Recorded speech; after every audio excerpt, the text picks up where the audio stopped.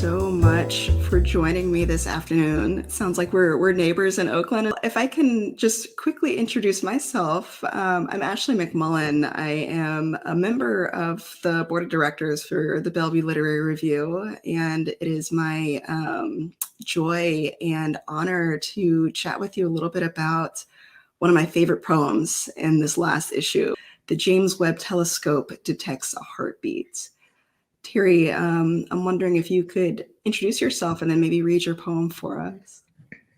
Yeah, so I'm Terry Tierney. I write poetry and fiction, and I'm really honored to be part of this issue. The poem is called "The James Webb Telescope Detects a Heartbeat." They say the pulses come from a distant galaxy, an infant cluster in the first moment of birth. But I wonder if the heartbeat is yours, there in your nebula of blood and gas, mindlessly chewing the corners of your blanket with toothless gums, your eyes still shut to the screaming light. The weave of distance and time, where you will always be our first child, the edge of our farthest vision. We squint in every spectrum just to see you the way you are, though we know it's the way you were, what you might have been, larger than we can imagine, and farther than any lost prayer, your growth beyond our lifespan. What do you see when you look our way? Are we even there, or are we infants like you? It's so beautiful. It feels even more profound hearing you read it out loud. Um, if I could start just by asking one question that comes to mind, and if it's okay with you, Terry, I would love to hear more about the inspiration for this poem and who it is that you're speaking to with these words.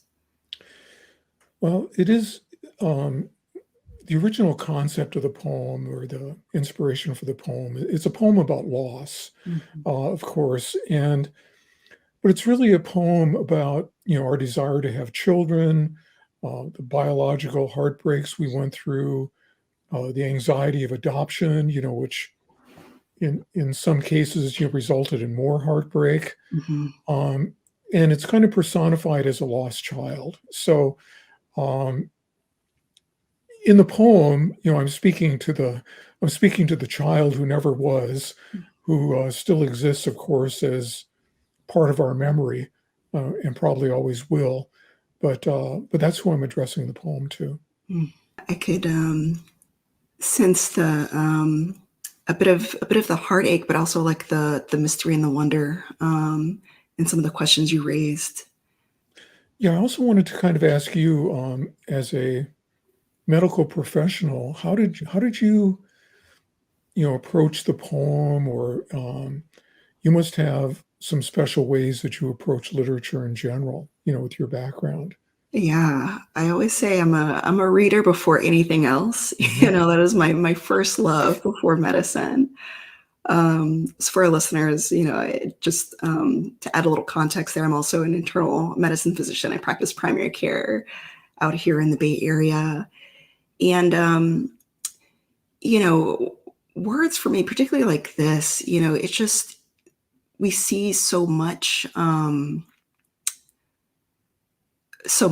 my field in terms of, the highest highs and lowest lows of the human experience when it comes to illness and loss and recovery, and what is healing look like, and the depths of human connection. And what I love about pieces like yours, Terry, when I read stuff like this, is just it reinfuses a bit of that sense of awe in the work that we do, and also kind of reorients me into kind of the smallness of our existence in the greater cosmos, and particularly how we sit with the uncertainty that we experience a lot in medicine.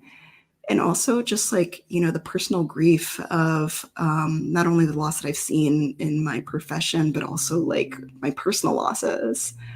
And when I was reading this, it actually reminded me of how I felt after losing my grandmother, whom I was extremely close to. And to be honest, I had never really paid attention to the stars or, the moon or, the planets that you can sometimes tease apart. I didn't really start paying attention to the mystery of this life until I went through that grieving process. And so this poem kind of, it helped me kind of reorient a lot of that processing of unknowns. Mhm. I think what was really interesting about that is I actually read an article that the James Webb Telescope did hear a heartbeat, Mhm. and what's fascinating is that we're really looking back through time, Mhm. and so it becomes kind of an exercise in memory in some respect. Maybe it's more like our collective memory, Mm. but it's just fascinating how we can look back in time to see how the stars were created. And of course, to me, then when I heard that they heard a heartbeat, I'm thinking, it just kind of, came to me as, trying to kind of, you recover the idea of loss Mm. and that, of course, when we're looking back at, in time again, the, the stars are very young, but by the time we actually see the Mhm. light, they're actually very old. Yes. So it's just fascinating, how memory and time, work together in both the way we conceive ourselves and our losses, and Mm. also the way we're learning how to conceive the universe. Absolutely. I love that. It reminds me of, particularly when the James Webb Telescope like first launched, we started getting those images. Like, I for a brief period of time, I fancied myself a amateur astronomer just by literally reading every article and Mhm. going back and reorienting myself to all the mysteries of the cosmos. And I think that is such a fascinating and incredible concept of literally looking back in time, just given the amount of distance those photons have to travel, and you're integrating that into this question of how we interpret, memory along those lines. I think is so cool. I think if I might just highlight one of my favorite lines in your poem, we squint in every spectrum just to see you the way you are, though we know it's the way you were, what you might have been, larger than we can imagine, farther than any lost prayer, your growth beyond our lifespan. I think, I mean, that just, it gives me chills actually thinking Yeah, about thank you. that. When you switch it around, Mhm. you switch the directions. Um, we're looking at these galaxies just being born, or Mhm. in this case, maybe a child that hasn't been born yet. Yeah, But by the time we experience them, they're actually, they can be looking at us in the same way. And absolutely. I found that just a very interesting idea to explore. Absolutely. In that same vein, I'm curious, is this something that you think about often? Like, just thinking about kind of interrogating, these kind of deeper questions in life while also looking to, what we know about the universe and, of course, some of those unknowns as well. Do you find yourself looking up at the stars or thinking about the planets often, or was it more kind of in the context of thinking about this piece?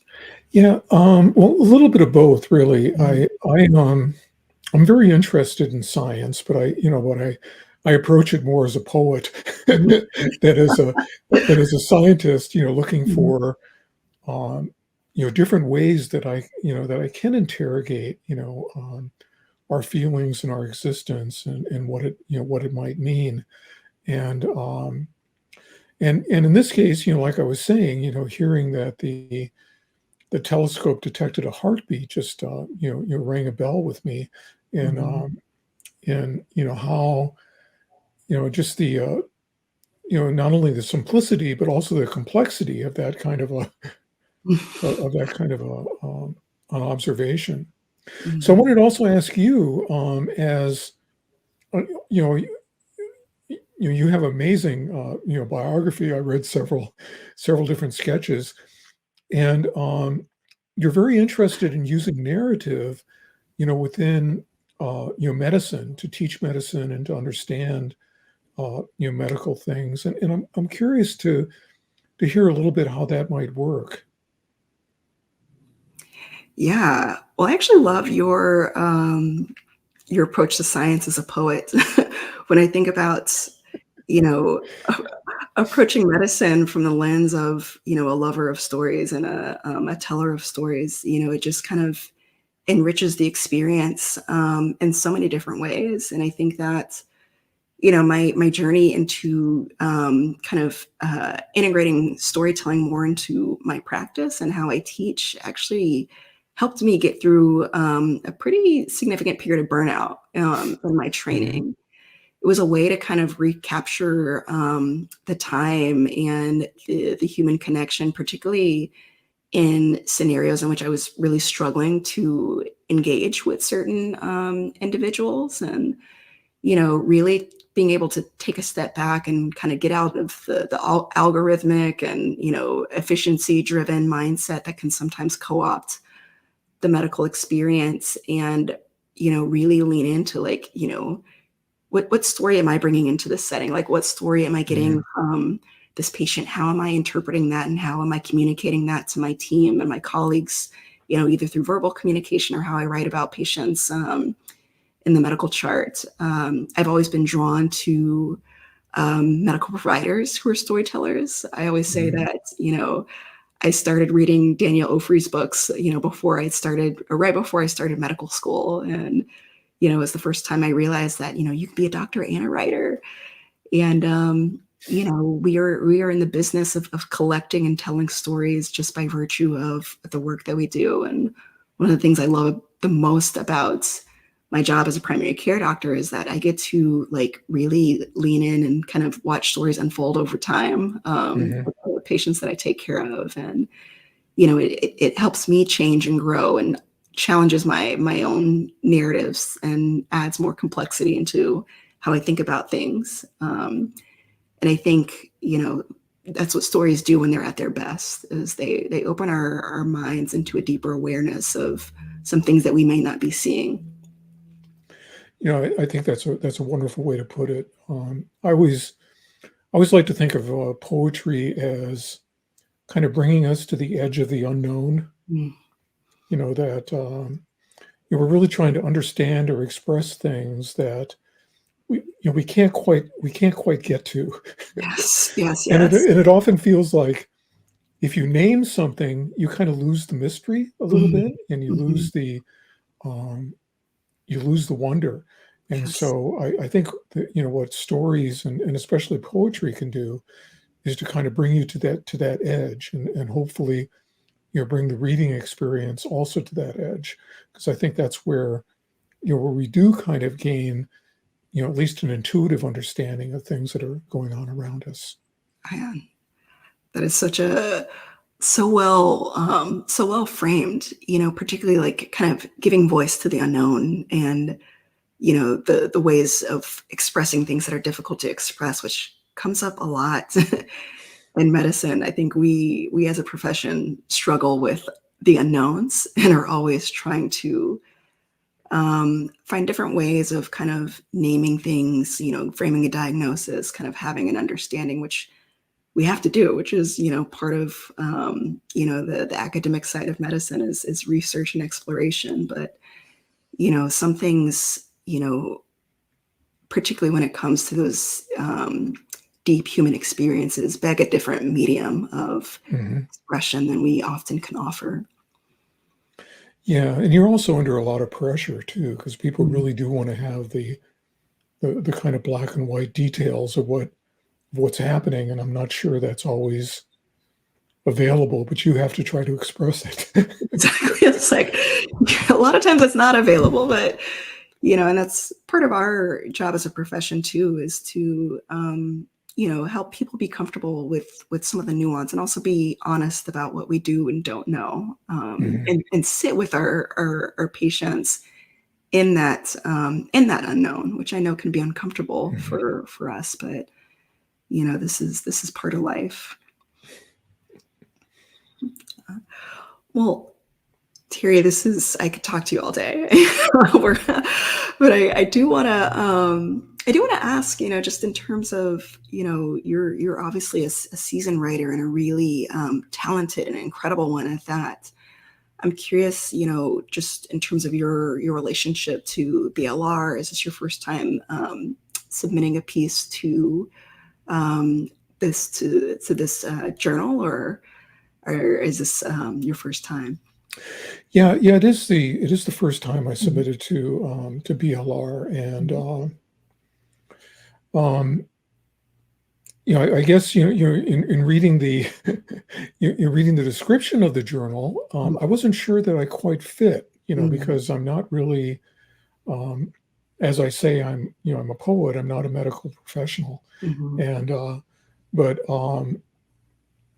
uh, and so I was just really, very honored that my poem was selected to be in the journal. It's a wonderful journal, mhm. and I feel, like I say, greatly honored to be part of it. Absolutely. Well, it's an honor for us to have you Oh, as part thank of you. this issue, and I hope this isn't the last piece that we see from you. I think that it is interesting how we tend to skew the voice of healing and humanity towards the medical providers, but the truth is we're all going to be on either side of that aisle at Hmm. some point, if we aren't already. I think it's Rebecca Solnit who said, everybody's got dual citizenship in the two kingdoms of health and illness. And Hmm. I think that what I love about BLR is that it speaks to that experience, that is, again, at its core, deeply human. Whether you have a degree in the health professions or not, there's a Hmm. story that can be derived from every person.